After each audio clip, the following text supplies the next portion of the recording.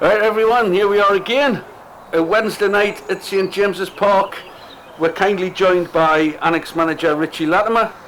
A very eventful game, very entertaining game. First defeat, a 4-2 defeat. Yeah. Tell us what you've made of all that. We came up against a good team in Blyth tonight. You know, experienced team as well. Obviously, Mickey Connors has got them well rehearsed, well organised. But as the game, you know, we didn't start particularly well. Went 2-0 down pretty early in the game. Quite quick, yeah. Quite early in the game. But the lads showed unbelievable character. You know, could have folded, but we didn't. We held our shape. You know, Eggy's come up with a brilliant finish. Oh, superb goal. Brilliant finish, you know. And then obviously getting the game back to 2-2. You know, lads playing well. You know, so first half, yeah, it was okay. It was okay. We've done enough, I thought, to go in at half time 2s each. Well, that's a manager's perspective, because as a spectator myself, I thought you had a brilliant first half, but you're obviously a bit more critical. Yeah. Straight in the second half there, Blyth were out the blocks very fast. Yeah, we started the second half the way we started the first half, really. Sort of a bit sluggish.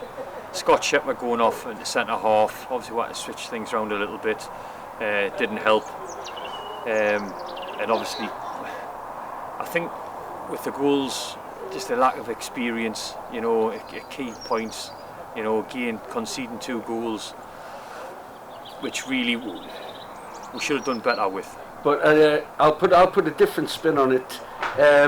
It's a changed side yet again. Playing 6:15 on a Wednesday night, many people working, struggling to get back. Yeah. And your back line was changed from Saturday. Yeah. Yeah. So it must have been difficult for the lads to adapt. But like I've said a few times, they gave absolutely everything right to the end. Obviously we went 4-2 down. Again, I mentioned it, the character of the lads. You know, sometimes you get games like that. They had a bit more quality going forward. They were pacey. They were pacey, you know, and they used their pace well. But from an Anik point of view, the character, the work rate, you know, it never stopped for the full 90. It never stopped for the full 90. At the moment, we've got a big injury list. How many? Come on, tell us. Well, you're probably talking about 9. We're about on the 9 mark. And there was lads who played tonight who earlier in the week were saying, look, I'm really struggling, you know. But these games are coming thick and fast, you know, and they've still turned up and they've still put a shift in, you know. And for me, that's, you cannot ask for any more. You know, at times you're coming up against, like I say, an experienced Blyth team, you know, with walking wounded in some of our positions. You know, we'll finish the game with 10 men. Dylan's had to go off again, you know, but they've crafted the backsides off again, you know. Well, if we can start looking forward again, after all that good news about 9 injuries, that means there's going to be changes yet again for another one on Saturday, which is a 12:15 kick-off. Yeah. Because there's no football allowed, it's got to be 12:15 kick-off. Yeah. So how are you going to manage that?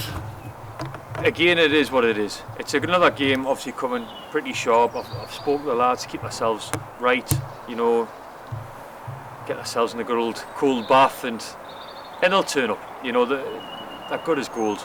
You know, they're good as gold. But we'll be trying to bring a few more players back in again. This is going to happen game after game, you know, we are going to make changes. Lads are going to be tight, you know.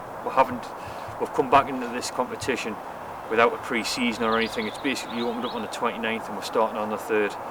So we'll go again. I was speaking to the lads in the change rooms, you know, and they're disappointed in there because we've come off 2 very good performances, 2 very good wins, you know. But tonight was a reasonable performance. It was. No, and you kind of take that away from the lads, you know. But they're going to be disappointed, you know. I don't mind that. I want them to be disappointed, you know. But I'll learn more about these lads in defeat than what I will when they're winning games, you know. And there's some. I mean, Eggy, I thought was second half. He was fantastic. He was. You know, and it wasn't all them. No, You know, no, far from it. You were still, even in the last 20 minutes, you were still pushing forward. Pushing for a goal, you know. Again, it's over time, we need to bring a little bit of experience, and we know that, you know, just for them 10 minutes in the games where it's not going your way, just to shut up shop a little bit more and probably try and keep the ball in different areas of the pitch.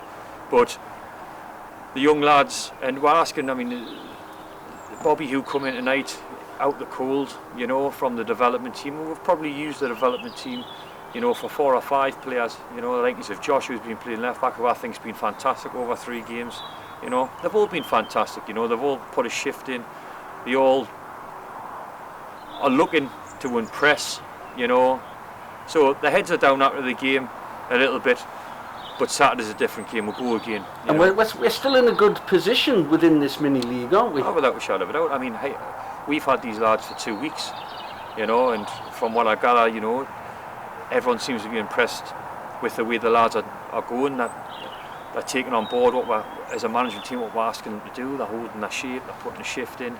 We've got a little bit of quality. I mean, if that game, if we can probably last another 5-10 minutes without conceding that goal in the second half, anything can happen, you know, especially with the players we've got, Jaden, like Zavegi, Thomas on the right, Tyler up front, you know, we are dangerous going forward, you know.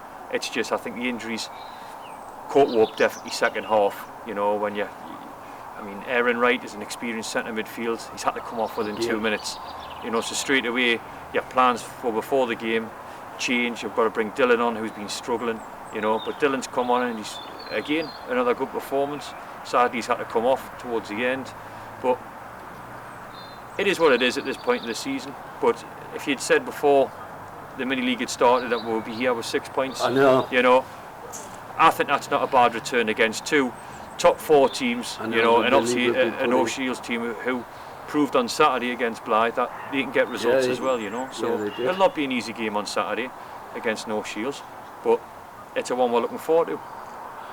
And the pitch is still looking great. Oh, the pitch is fantastic.